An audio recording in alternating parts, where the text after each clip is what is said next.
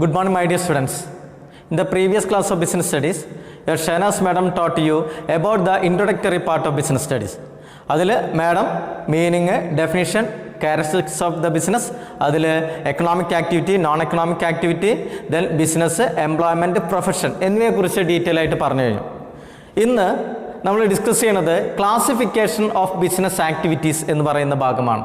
Classification of business activity. ഇതുമായി ബന്ധപ്പെട്ട് ഞാനൊരു ടേബിൾ നിങ്ങളെ അല്ലെങ്കിൽ ടേബിളല്ല, അതിൻ്റെയുമായിട്ട് ബന്ധപ്പെട്ടുള്ള ഒരു ഫ്ലോ ചാർട്ട് ഞാൻ നിങ്ങളെ ഇവിടെ ബോർഡിൽ കാണിക്കുകയാണ്. എല്ലാവരും ആ ഫ്ലോ ചാർട്ട് നന്നായിട്ട് നോക്കുക. ഓക്കെ,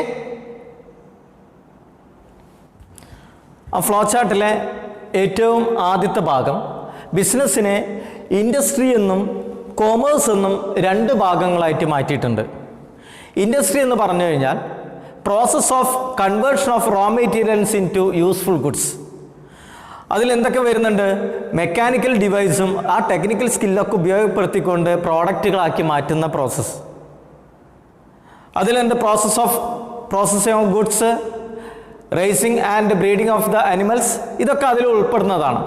അതുകൂടാതെ ഒരു പ്രോഡക്റ്റ് നിർമ്മിക്കുന്ന ഗ്രൂപ്പ് ഓഫ് ഫേംസിനെ നമ്മൾ എന്തെന്ന് വിളിക്കാം? ഇൻഡസ്ട്രീസ് എന്ന് വിളിക്കാം. ഉദാഹരണമായിട്ട് cotton textiles industry, jute industry, sugar industry എന്നിവയാണ്. ഇനി നമ്മൾ ഡിസ്കസ് ചെയ്യേണ്ടത് ദ ക്ലാസിഫിക്കേഷൻ ഓഫ് ഇൻഡസ്ട്രി എന്ന് പറയുന്ന ഭാഗമാണ്. ക്ലാസിഫിക്കേഷൻ ഓഫ് ഇൻഡസ്ട്രീനെ പ്രധാനമായിട്ടും 3 ഭാഗങ്ങളാക്കി മാറ്റിയിട്ടുണ്ട്. Primary industry, secondary industry, tertiary industry. അതിൽ ഏറ്റവും ആദ്യത്തെ ഭാഗമായിട്ടുള്ള പ്രൈമറി ഇൻഡസ്ട്രിയാണ് നമ്മൾ ആദ്യം ഡിസ്കസ് ചെയ്യാൻ പോണത്. നോക്കാം. നമ്മൾ പ്രൈമറി ഇൻഡസ്ട്രീസിനെ കുറിച്ചാണ് പറയുന്നത്. പ്രൈമറി ഇൻഡസ്ട്രിയുടെ തിയറി നോക്കാം. Which engage in the activities of extraction, production and processing of natural resources. It also include reproduction and development of living organism, plants. ഇവയൊക്കെയാണ് എന്താണ് പ്രൈമറി ഇൻഡസ്ട്രീസിൽ വരുന്നത്. പ്രൈമറി ഇൻഡസ്ട്രീസിനെ 2 ഭാഗങ്ങളാക്കി മാറ്റിയിട്ടുണ്ട്. ജെനറ്റിക് ഇൻഡസ്ട്രീസ് എന്നും എക്സ്ട്രാക്റ്റീവ് ഇൻഡസ്ട്രീസ് എന്നും. ഒന്നുകൂടി പറയാം, എക്സ്ട്രാക്റ്റീവ് ഇൻഡസ്ട്രീസ് എന്നും ജെനറ്റിക് ഇൻഡസ്ട്രീസ് എന്നുള്ളത് നോക്കാം. നമ്മൾ പ്രൈമറി ഇൻഡസ്ട്രീസിനെ 2 ഭാഗങ്ങളാക്കിയെന്ന് നമ്മൾ പറഞ്ഞു. എക്സ്ട്രാക്റ്റീവ് ഇൻഡസ്ട്രീസും അതേപോലെ തന്നെ ജെനറ്റിക് ഇൻഡസ്ട്രീസും. അതിലെ എക്സ്ട്രാക്റ്റീവ് ഇൻഡസ്ട്രീസ് എന്താണെന്നുള്ള കാര്യമാണ് പറയുന്നത്. Extractive industries involve extract something from the natural resources. Natural റിസോഴ്സസിൽ നിന്ന് എക്സ്ട്രാക്ട് ചെയ്തെടുക്കുന്ന അത്തരത്തിലുള്ള ഇൻഡസ്ട്രി, അതുമായിട്ട് റിലേറ്റഡ് ചെയ്തുകൊണ്ടിരിക്കുന്ന ഇൻഡസ്ട്രീസിനെയാണ് ഇതെന്ന് പറയുന്നത് എക്സ്ട്രാക്റ്റീവ് ഇൻഡസ്ട്രീസ് എന്ന് പറയുന്നത്. ഉദാഹരണമായിട്ട് നമുക്ക് പറയാം ദ ടിമ്പർ ഫ്രം ഫോറസ്റ്റ്, അല്ലേ? ഒരു കാടുകളിൽ നിന്ന് അതിൻ്റെ മരങ്ങൾ എടുക്കുക. അതേപോലെ തന്നെ ഫിഷ് ഫ്രം സീ, ദെൻ മറന്ത് പെട്രോൾ, കോൾ അല്ലെങ്കിൽ പെട്രോൾ എവിടെ നിന്ന്? ഭൂമിക്കടിയിൽ നിന്ന്. ഇതൊക്കെ എടുക്കുന്നത് ഏതുമായിട്ട് ബന്ധപ്പെട്ട് വരുന്നതാണ്? എക്സ്ട്രാക്റ്റീവ് ഇൻഡസ്ട്രീസ് ആണ്. അപ്പോൾ അതുമായിട്ട് ബന്ധപ്പെട്ടുള്ള ചില ആക്ടിവിറ്റീസ് നമുക്ക് ഇവിടെ പറയാം. ഫിഷിംഗ് ഉണ്ട്, ഫാമിംഗ് ഉണ്ട്, ഫോറസ്റ്റിംഗ് ആൻഡ് മൈനിങ്. ഇതൊക്കെ എക്സ്ട്രാക്റ്റീവ് ഇൻഡസ്ട്രീസുമായിട്ട് ബന്ധപ്പെട്ടതാണ്. അടുത്തതാണ് ജെനറ്റിക് ഇൻഡസ്ട്രീസ്. ഇപ്പോൾ പ്രൈമറി ഇൻഡസ്ട്രീസിനെ 2 ഭാഗങ്ങളാക്കി മാറ്റി. എക്സ്ട്രാക്റ്റീവ് ഇൻഡസ്ട്രീസും ജെനറ്റിക് ഇൻഡസ്ട്രീസും. എക്സ്ട്രാക്റ്റീവ് ഇൻഡസ്ട്രീസ് ഇപ്പോൾ കോൾ മൈനിങ് അല്ലെങ്കിൽ പെട്രോളിയം മൈനിങ് ഏതുമായിട്ട് ബന്ധപ്പെട്ടതാ? എക്സ്ട്രാക്റ്റീവ് ഇൻഡസ്ട്രീസ് ആണ്. എന്നാൽ ജെനറ്റിക് ഇൻഡസ്ട്രീസ് ഇപ്പോൾ കന്നുകാലിയുടെ വളർത്തൽ അല്ലെങ്കിൽ പൗൾട്രി ഫാം, കോഴി വളർത്തൽ, ആടിനെ വളർത്തൽ, പശുവിനെ വളർത്തൽ, ഇതൊക്കെ എന്തുമായിട്ട് ബന്ധപ്പെട്ട് വരുന്നു? പ്രാവിനെ വളർത്തലൊക്കെ എന്തുമായിട്ട് ബന്ധപ്പെട്ടതാ? ജെനറ്റിക് ഇൻഡസ്ട്രീസ് ആണ്. അപ്പോൾ പ്രൈമറി ഇൻഡസ്ട്രീസിനെ 2 ഭാഗങ്ങൾ നമ്മൾ മനസ്സിലാക്കി കഴിഞ്ഞു. അടുത്തത് ഡിസ്കസ് ചെയ്യേണ്ടത് സെക്കൻഡറി ഇൻഡസ്ട്രീസ് ആണ്. സെക്കൻഡറി ഇൻഡസ്ട്രീസ് എന്ന് പറയുന്നത് റോ മെറ്റീരിയൽസിനെ ഫിനിഷ്ഡ് പ്രോഡക്റ്റ് ആക്കി മാറ്റുന്നതുമായിട്ട് ബന്ധപ്പെട്ടുള്ള ഇൻഡസ്ട്രീസ്. റോ മെറ്റീരിയൽസിനെ ഫിനിഷ്ഡ് പ്രോഡക്റ്റ് ആക്കി മാറ്റുന്നതുമായി ബന്ധപ്പെട്ടുള്ള ഇൻഡസ്ട്രീസ് ആണ് ഇതെന്ന് പറയുന്നത് സെക്കൻഡറി ഇൻഡസ്ട്രീസ്. ആ സെക്കൻഡറി ഇൻഡസ്ട്രീസിൽ പ്രധാനമായിട്ടും നടക്കുന്ന ഒരു ആക്ടിവിറ്റിയാണ് അല്ലെങ്കിൽ മാനുഫാക്ചറിങ്. അപ്പോൾ മാനുഫാക്ചറിങ് എന്ന് പറയുന്നത് എന്താ? ഒരു പ്രോഡക്റ്റ് നിർമ്മിക്കുക. ആ പ്രോഡക്റ്റ് അല്ലെങ്കിൽ റോ മെറ്റീരിയൽസ് മെഷീൻസിൻ്റെയും മെഷീൻസിൻ്റെ സഹായത്തോടു കൂടിയും ടെക്നിക്കൽ സ്കില്ലിൻ്റെ ഒക്കെ സഹായത്തോടു കൂടി ഒരു റോ മെറ്റീരിയൽ ആയിട്ടുള്ള പ്രോഡക്റ്റിനെ ഫിനിഷ്ഡ് പ്രോഡക്റ്റ് ആക്കി മാറ്റുന്ന ഏരിയയാണ് ഇതെന്ന് പറയുന്നത് മാനുഫാക്ചറിങ് എന്ന് പറയുന്നത്. ആ മാനുഫാക്ചറിങ് ഏതുമായിട്ട് ബന്ധപ്പെട്ടതിലാണ്? Secondary industries. ആ സെക്കൻഡറി ഇൻഡസ്ട്രിയുമായിട്ട് ബന്ധപ്പെട്ട് ഒരു 4-5 പോയിന്റ് നമ്മൾ ഡീറ്റെയിൽ ആയിട്ട് പഠിക്കേണ്ടതുണ്ട്. അതാണ് അടുത്ത് ഡിസ്കസ് ചെയ്യാൻ പോകുന്നത്. ഓക്കെ, നോക്കാം. Secondary industries. സെക്കൻഡറി ഇൻഡസ്ട്രീസിനെ 2 ഭാഗങ്ങളായിട്ട് മാറ്റിയിട്ടുണ്ട്. Manufacturing industry and construction industries എന്നും.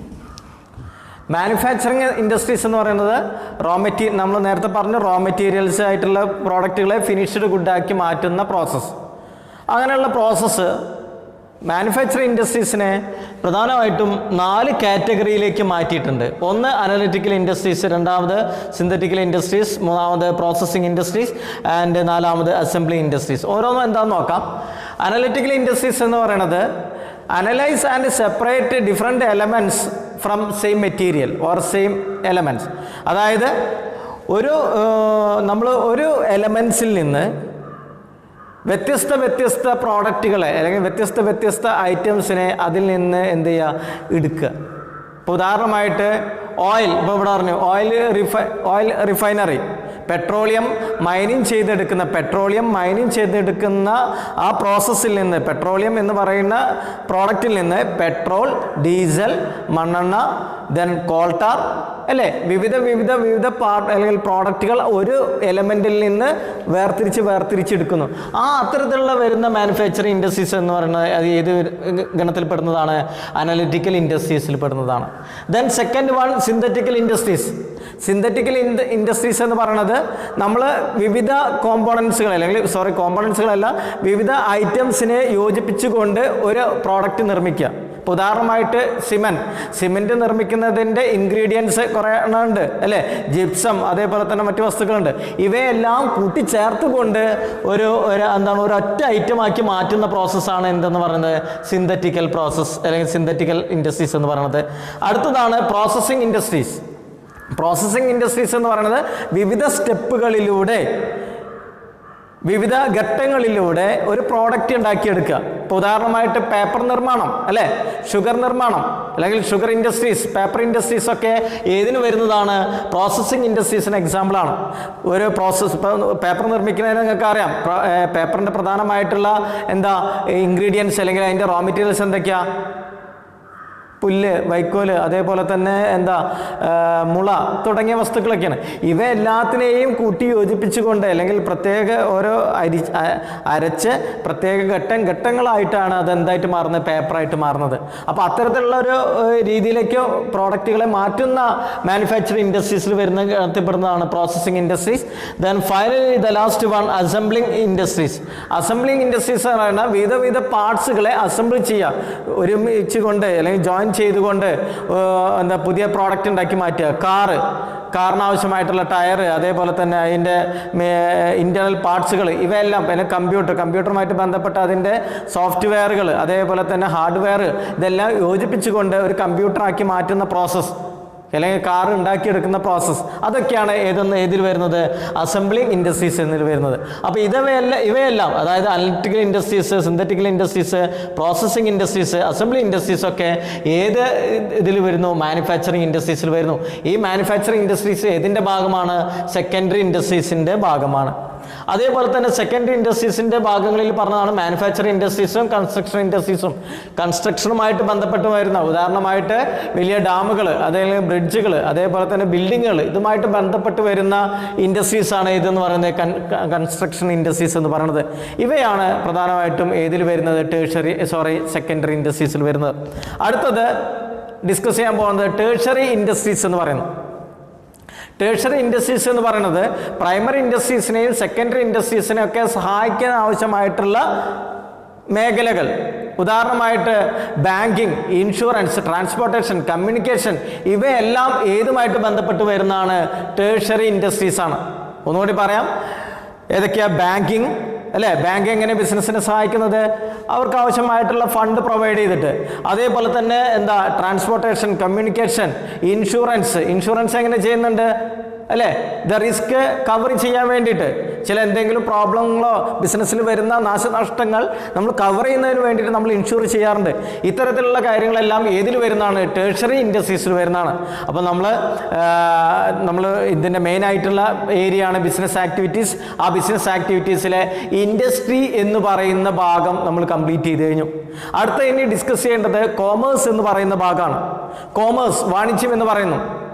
Commerce related to the trade and aids to trade. കച്ചവടവും കച്ചവടത്തെ സഹായിക്കുന്ന ഘടകങ്ങളെയും ഉൾക്കൊള്ളുന്നതാണ് ഇതെന്ന് പറയുന്നത് കോമേഴ്സ് എന്ന് പറയുന്നത്. ട്രേഡ് എന്ന് പറഞ്ഞാൽ എന്താ?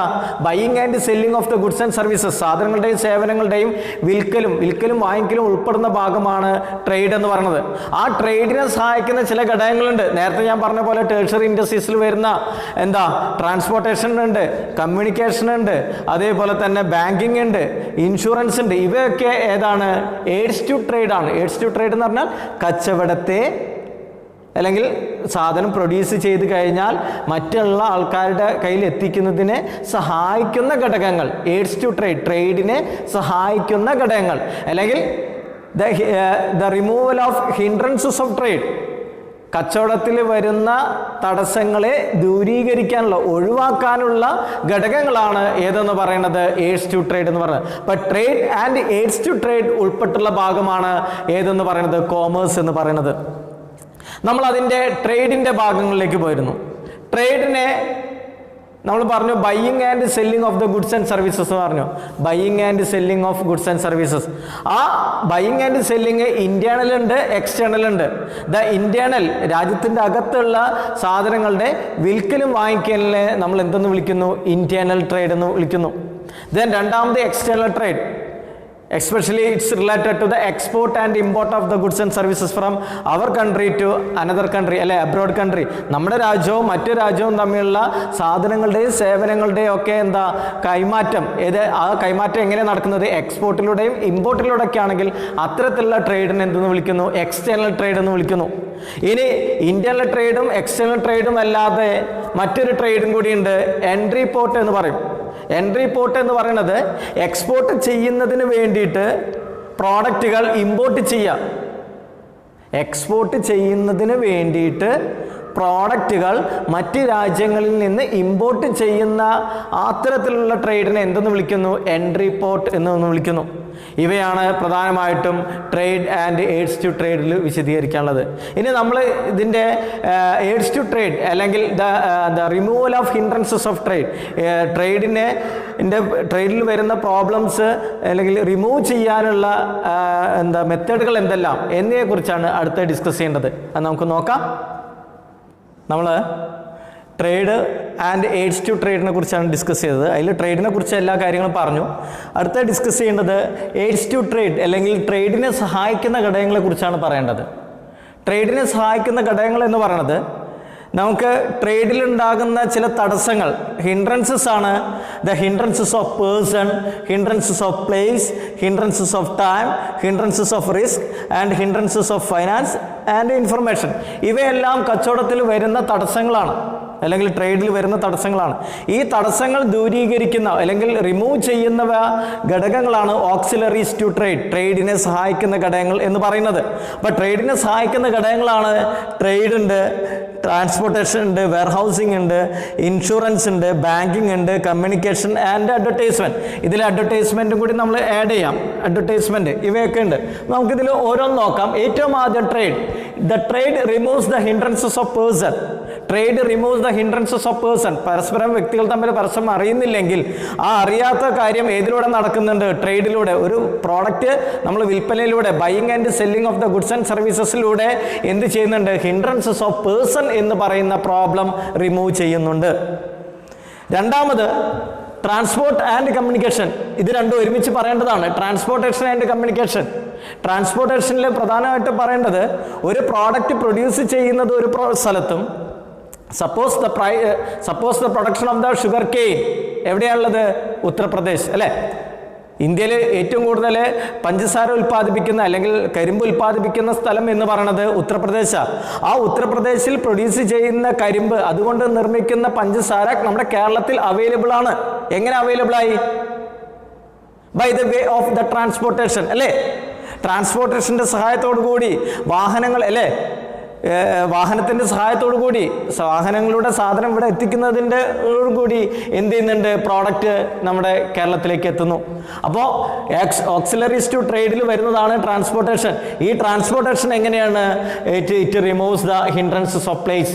ഒരു സ്ഥലത്ത് നിന്ന് മറ്റൊരു സ്ഥലത്തേക്ക് എത്തിക്കുന്നതിനുള്ള തടസ്സം ഏതിലൂടെ മാറുന്നു? ട്രാൻസ്പോർട്ടേഷനിലൂടെ മാറുന്നു അല്ലെങ്കിൽ ഒഴിവാക്കുന്നു. അടുത്തതാണ് കമ്മ്യൂണിക്കേഷൻ. കമ്മ്യൂണിക്കേഷൻ എന്തിനാ? നമുക്കറിയാം കമ്മ്യൂണിക്കേഷൻ ഫെസിലിറ്റീസ് ഉണ്ട്.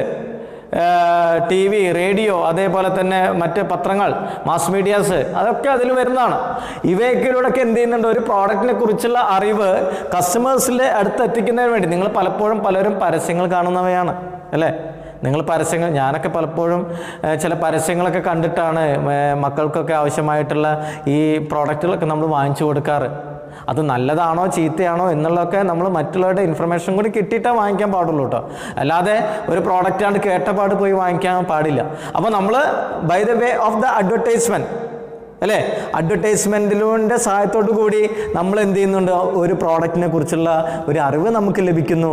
ആ അറിവിലൂടെ നമ്മൾ എന്ത് ചെയ്യുന്നുണ്ട്? ആ പ്രോഡക്റ്റ് വാങ്ങിക്കും. അപ്പോൾ അത് ട്രേഡിനെ സഹായിക്കുന്ന ഒരു ഘടകമാണ് ഏതെന്ന് പറയുന്നത് അഡ്വർടൈസ്മെൻറ്റ്, കമ്മ്യൂണിക്കേഷനൊക്കെ. അപ്പോൾ ഹിൻഡ്രൻസസ് ഓഫ് ഇൻഫർമേഷൻ, ഹിൻഡ്രൻസ് അല്ലേ, ഒരു പ്രോഡക്റ്റിനെ കുറിച്ചുള്ള അറിവ് അല്ലെങ്കിൽ ആ അറിവിലുണ്ടാകുന്ന തടസ്സം ഏതിലൂടെ ഓവർകം ചെയ്യാൻ പറ്റുന്നു? Communication and അഡ്വർടൈസ്മെൻറ്റിലൂടെ.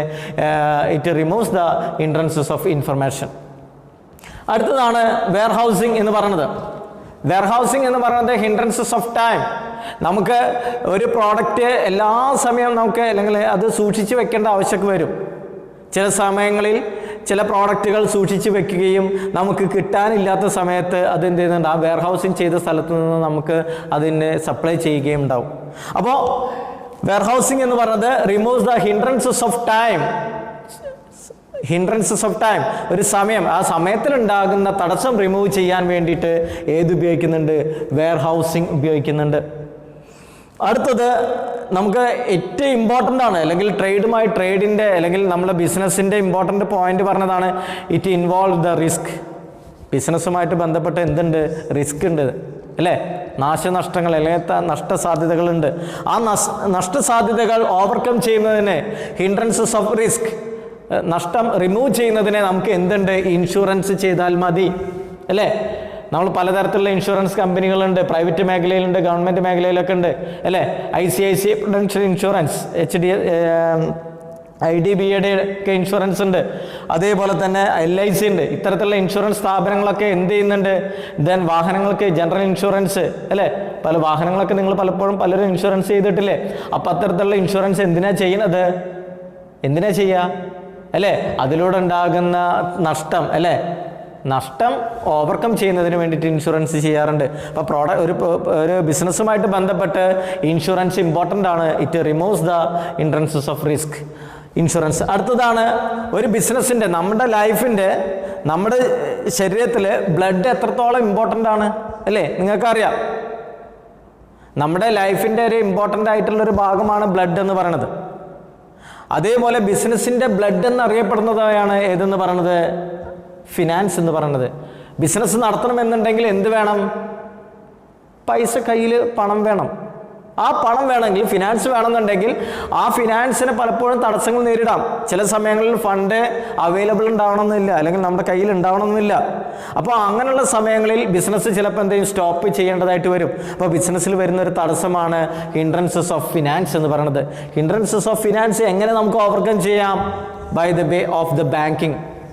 നമ്മുടെ രാജ്യത്ത് പലതരത്തിലുള്ള ബാങ്കിങ് സ്ഥാപനങ്ങളുണ്ട് അല്ലേ?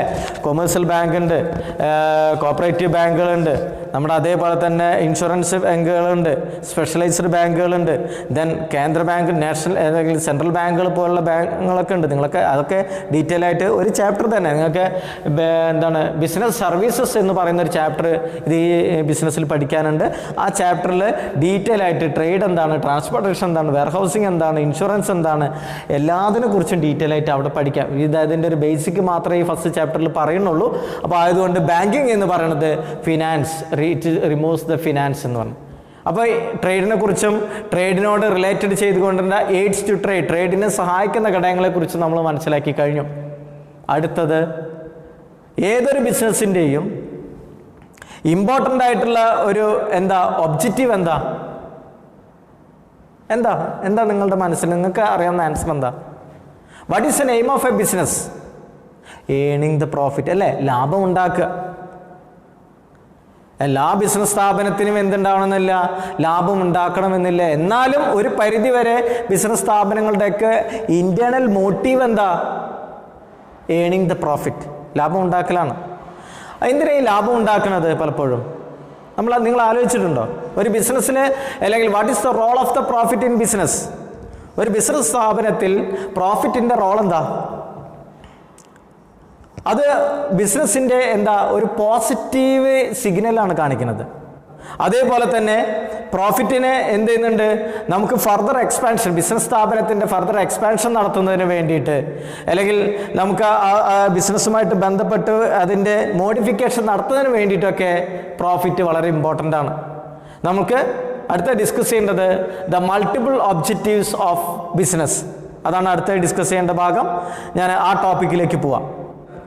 നമ്മൾ റോൾ ഓഫ് ദ പ്രോഫിറ്റിനെ കുറിച്ച് പറഞ്ഞു. പ്രോഫിറ്റ് എന്താ? The sources of income of that entrepreneur. ആ ബിസിനസ് സ്ഥാപനത്തിൻ്റെ ഉടമയ്ക്ക് ഒരു വരുമാനമാണ്. ആ പ്രോഫിറ്റ് അദ്ദേഹത്തിൻ്റെ ഒരു റെപ്യൂട്ടേഷനെ ബാധിക്കും. ബിസിനസ് സ്ഥാപനം നല്ല ലാഭത്തിലാണ് പ്രവർത്തിക്കുന്നുണ്ടെങ്കിൽ സൊസൈറ്റിയിൽ നല്ല പേര് വരും. പിന്നെ ഫർദർ എക്സ്പാൻഷൻ, ബിസിനസ് സ്ഥാപനത്തിൻ്റെ എക്സ്പാൻഷൻ നടത്തുന്നതിന് വേണ്ടിയിട്ടൊക്കെ പ്രോഫിറ്റ് അത്യാവശ്യമാണ്. അത് മാത്രമാണോ പ്രോഫിറ്റ് അല്ലെങ്കിൽ ബിസിനസ് സ്ഥാപനത്തിൻ്റെ ഒബ്ജക്റ്റീവ്? നമുക്കതിലേക്ക് നോക്കാം. The multiple objective of a business. ഒരു ബിസിനസ് സ്ഥാപനത്തിൻ്റെ മൾട്ടിപ്പിൾ ഒബ്ജക്റ്റീവ്സ് എന്തെല്ലാമാണ്? ലക്ഷ്യങ്ങൾ എന്തെല്ലാം? ഞാൻ ഇവിടെ ഏകദേശം 1, 2, 3, 4, 5, 6, 7, 8 അല്ലേ, 8ഓളം പോയിന്റുകൾ ഞാൻ എഴുതിയിട്ടുണ്ട്. ആ പോയിന്റുകൾ നോക്കാം. ഏറ്റവും ആദ്യം the first one, market standing. എന്താ മാർക്കറ്റ് സ്റ്റാൻഡിങ്? മാർക്കറ്റിൽ നിൽക്കുകയാണോ? മാർക്കറ്റിലൊരു നിലനിൽപ്പ് എന്ന് പറയാം അല്ലേ? മാർക്കറ്റ് സ്റ്റാൻഡിങ് എന്ന് പറയുന്നത് എല്ലാ ബിസിനസ് സ്ഥാപനങ്ങളുടെയും ലക്ഷ്യം എന്ന് പറയുന്നത് പ്രോഫിറ്റ് ആണെങ്കിലും അവരുടെ മറ്റൊരു ഒബ്ജക്റ്റീവ് ഉണ്ടായിരിക്കാം. എന്തായിരിക്കും ഉണ്ടാവുക? അവർക്കൊരു നിലനിൽപ്പ് ഉണ്ടാവണം. എങ്ങനെ നിലനിൽപ്പ് ഉണ്ടാക്കുക? അവരുടെ ഒരു സൽപ്പേരുണ്ടാക്കണം, ഗുഡ് ഉണ്ടാക്കണം. ആ ഗുഡ് വിൽ ഉണ്ടെങ്കിൽ അവരിന് എന്ത് പ്രോഡക്റ്റിന് എന്ത് പ്രൈസ്, എന്ത് പ്രോഡക്റ്റിന് എന്ത് വില അവർ ചുമത്തിയാലും അല്ലെങ്കിൽ ഇട്ടാലും ആ പ്രോഡക്റ്റ് നാട്ടുകാർ അല്ലെങ്കിൽ ജനങ്ങൾ വാങ്ങിച്ചോളും. അപ്പോൾ മാർക്കറ്റ് സ്റ്റാൻഡിങ് എന്ന് പറയുന്നത് മാർക്കറ്റിൽ ദ പൊസിഷൻ ഇൻ എ മാർക്കറ്റിൽ ഒരു പൊസിഷൻ ഉണ്ടാക്കുക എന്നതാണ് മാർക്കറ്റ് സ്റ്റാൻഡിങ് എന്നുള്ള. ഇന്നോവേഷൻ എന്ന് പറയുന്നത് introduce A new idea or introduce new technology or introduce a new പുതിയ ആശയങ്ങൾ പ്രൊഡക്ഷൻ ടെക്നിക്കിൽ കൊണ്ടുവരിക. അപ്പോൾ ഒരു ബിസിനസ് സ്ഥാപനത്തിൻ്റെ ഒബ്ജക്റ്റീവ് വരുന്നതാണ് ഇന്നോവേറ്റീവ് ആയിട്ടുള്ള ഐഡിയ കൊണ്ടുവരിക, മാർക്കറ്റിലൊരു പേരുണ്ടാക്കുക. അതേപോലെ തന്നെ ഇംപ്രൂവ് ദ പ്രൊഡക്ടിവിറ്റി. ഒരു ഫേമിൻ്റെ ഒരു ലക്ഷ്യമായിരിക്കാം എന്താണ്? അവരുടെ പ്രൊഡക്ടിവിറ്റി എന്താ? The capacity of the production. ഒരു പ്രോഡക്റ്റ് നിർമ്മിക്കാനുള്ള കപ്പാസിറ്റി, ആ കപ്പാസിറ്റിയെ നമ്മൾ എന്തെന്ന് വിളിക്കാം? പ്രൊഡക്ടിവിറ്റി എന്ന് വിളിക്കാം. ആ പ്രൊഡക്ടിവിറ്റി ഇംപ്രൂവ് ചെയ്യലായിരിക്കാം ഒരു ഫേമിൻ്റെ ഒബ്ജക്റ്റീവ്. അപ്പോൾ market standing, innovation, productivity, increase the productivity of the firm, ഇത് അതിൻ്റെ ഒരു ഒബ്ജക്റ്റീവാണ്. അതേപോലെ തന്നെയാണ് physical and financial resources. Acquire the physical and financial resources. ഒരു ബിസിനസ് സ്ഥാപനത്തിന് പ്രോഫിറ്റിനേക്കാൾ ഉപരി ചിലപ്പോൾ എന്തുണ്ടായിരിക്കാം? അവരുടെ ഭൗതികപരമായിട്ടും ധനകാര്യപരമായിട്ടുള്ള physical and financial resources acquire ചെയ്തെടുക്കുക, നേടിയെടുക്കുക. അവരുടെ ബിസിനസ് സ്ഥാപനത്തിന് ആവശ്യമായിട്ടുള്ള ഓരോ ഫിസിക്കലും ഫിനാൻഷ്യലുമായിട്ടുള്ള മെറ്റീരിയൽസ് നേടിയെടുക്കലാണ് ഒബ്ജക്റ്റീവ്സ് ഓഫ് ബിസിനസ് എന്ന് പറയുന്നത്. ദെൻ നേരത്തെ നമ്മൾ പറഞ്ഞ പോലെ ഏണിംഗ് ദ പ്രോഫിറ്റ് നേടിയെടുക്കുക. ഇനി ഇത് വിശദീകരിക്കേണ്ട ആവശ്യമില്ല, നമ്മൾ ഓൾറെഡി പറഞ്ഞു കഴിഞ്ഞു. Then manager performance. ഏതൊരു ബിസിനസ് സ്ഥാപനത്തിൻ്റെയും അതിൻ്റെ മാനേജർ നല്ലൊരു പെർഫോമർ ആണെങ്കിൽ, നല്ല രീതിയിൽ കഴിവുള്ളൊരു വ്യക്തിയാണ്, നല്ല രീതിയിൽ അത് കാര്യങ്ങളെല്ലാം ഏറ്റെടുത്ത് കൊണ്ടുപോകുന്നു എന്നുണ്ടെങ്കിൽ അത് എന്തുണ്ടായിരിക്കും? ബിസിനസ് സ്ഥാപനത്തിൻ്റെ അത് ബിസിനസ് സ്ഥാപനം മെച്ചപ്പെടുന്നതിന് കാരണമായിരിക്കും, ഇമ്പ്രൂവ് ചെയ്യുന്നതിന് കാരണമാവും. അപ്പോൾ ബിസിനസ് സ്ഥാപനത്തിൻ്റെ മറ്റൊരു ലക്ഷ്യമുണ്ട്, അതിലുള്ള മാനേജറുടെ പെർഫോമൻസ് ഇമ്പ്രൂവ് ചെയ്യിക്കുക. ആ ഇമ്പ്രൂവ് ചെയ്യും തോറും എന്ത് ചെയ്യും? ബിസിനസ് സ്ഥാപനത്തിലെ പ്രോഫിറ്റ് കൂടും. അപ്പോൾ മാനേജറുടെ പെർഫോമൻസ്, വർക്കേഴ്സിൻ്റെ പെർഫോമൻസ്. ഏതൊരു ബിസിനസ് സ്ഥാപനമാണെങ്കിലും ആ ബിസിനസ് സ്ഥാപനത്തിന് ലാഭം ഉണ്ടാക്കുക എങ്ങനെയാണ്, അല്ലെങ്കിൽ നല്ലൊരു പേര് മാർക്കറ്റിൽ ഉണ്ടാവുക എങ്ങനെയാണ്? അവിടുത്തെ ജോലിക്കാർ, അവിടുത്തെ തൊഴിലാളികൾ നല്ല രീതിയിൽ വർക്ക് ചെയ്യണം. ആ തൊഴിലാളികൾ അല്ലെങ്കിൽ വർക്കേഴ്സിൻ്റെ പെർഫോമൻസ് ഇമ്പ്രൂവ് ചെയ്യാതെ ഒരു ഫേമും എന്ത് ചെയ്തില്ല, മാർക്കറ്റിൽ പിടിച്ചു നിൽക്കാൻ പറ്റില്ല. വെറും മുതലാളിയെ കൊണ്ട് മാത്രം എന്ത് ചെയ്യാൻ പറ്റില്ല, അല്ലെങ്കിൽ അതിൻ്റെ ഓണറെ കൊണ്ട് മാത്രം എന്ത് ചെയ്യാൻ പറ്റില്ല, മാർക്കറ്റിൽ ഒരു സ്ഥാപനത്തിന് പേര് വരുത്താൻ കഴിയില്ല, അല്ലെങ്കിൽ ലാഭം ഉണ്ടാക്കാൻ കഴിയില്ല. അത് അവരുടെയൊക്കെ ഇതൊക്കെ വേണം, അവരുടെ മാനേജറുടെയും അവിടുത്തെ വർക്കേഴ്സിൻ്റെ ഒക്കെ പെർഫോമൻസ് ഇമ്പ്രൂവ് ചെയ്തെങ്കിൽ മാത്രമേ അത് ഉണ്ടാവുള്ളൂ. അപ്പോൾ ഒബ്ജക്റ്റീവ്സ് ഓഫ് ദ ബിസിനസ്സിൽ വരുന്നതാണ് മാനേജറുടെ പെർഫോമൻസും അതേപോലെ തന്നെ വർക്കേഴ്സിൻ്റെ പെർഫോമൻസും. ദെൻ സോഷ്യൽ റെസ്പോൺസിബിലിറ്റി, ഇതൊരു എത്തിക്സിനോട് റിലേറ്റഡ് ചെയ്തുകൊണ്ടാണ്. ദ കമ്മിറ്റ്മെൻറ്റ്, ദ സൊസൈറ്റിയോടുള്ള ഒരു കമ്മിറ്റ്മെൻറ്റും കൂടി കുറിച്ച് പറയുന്നതാണ് ഒരു ബിസിനസ് സ്ഥാപനത്തിന് അത് ഉണ്ടായിരിക്കണം. നമ്മളൊരു ബിസിനസ് സ്ഥാപനം നടത്തുകയാണെന്ന് പറഞ്ഞിട്ട് ജനങ്ങളെ എന്ത് ചെയ്യണം, എത്തിക്സിന് നിരക്കാത്ത പ്രവർത്തനങ്ങൾ ചെയ്യരുത്. എത്തിക്സിന് നിരക്കാത്ത പ്രവർത്തനങ്ങൾ എന്ന് പറയാമെങ്കിൽ ഞാനൊരു എക്സാമ്പിൾ പറയാം. ചില സമയങ്ങളിൽ നമ്മുടെ ഏതെങ്കിലും പ്രോഡക്റ്റ് വാങ്ങിക്കുമ്പോൾ അതിൻ്റെ അളവും അതിൻ്റെ തൂക്കത്തിലൊക്കെ ചിലർ കൃത്രിമം കാണിക്കും. ചില ആൾക്കാർ മുളക് പൊടിയിൽ എന്ത് ചെയ്യാം, ഇഷ്ടികപ്പൊടി മിക്സ് ചെയ്തിട്ടിടാം. അത് എത്തിക്സിന് നിരക്കാത്തതാണ്. സാധാ നമ്മൾ വെളിച്ചെണ്ണ വാങ്ങിക്കുമ്പോൾ അതിൽ പാം ഓയിൽ മിക്സ് ചെയ്തിട്ടുണ്ടാവാം.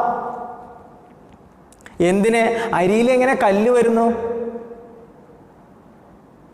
എത്തിക്സിന് നിരക്കാത്ത കാര്യങ്ങൾ ചെയ്യുന്നതുകൊണ്ടാണ്. അപ്പോൾ ഒരു ബിസിനസ് പ്രവർത്തനം നടത്തുന്ന ആൾ എന്ത് ചെയ്യണം? അയാൾക്ക് ഒരു സോഷ്യൽ റെസ്പോൺസിബിലിറ്റി ഉണ്ടായിരിക്കണം. സൊസൈറ്റിയിൽ ഇതിനോടൊരു റെസ്പോൺസിബിൾ ആയിരിക്കണം. ഞാൻ ഇത്തരത്തിലുള്ള കാര്യങ്ങളൊന്നും ചെയ്യാൻ പാടില്ല. ഞാനൊരു ബിസിനസ് സ്ഥാപനം നടത്തുന്നുണ്ടെങ്കിൽ വെറും ലാഭം മാത്രമല്ല എൻ്റെ ലക്ഷ്യം, സൊസൈറ്റിയെ അല്ലെങ്കിൽ സൊസൈറ്റിയുടെ വെൽഫെയർ ആണ്, അല്ലെങ്കിൽ സൊസൈറ്റിയുടെ സേവിക്കലാണ് എൻ്റെ കർത്തവ്യം എന്നുള്ളതും കൂടി ഒരു ബിസിനസ് സ്ഥാപനം നടത്തുന്ന ആൾക്കുണ്ടായിരിക്കണം. അങ്ങനെ ഉണ്ടെങ്കിൽ മാത്രമേ ആ സ്ഥാപനം പിടിച്ചു നിൽക്കൂ.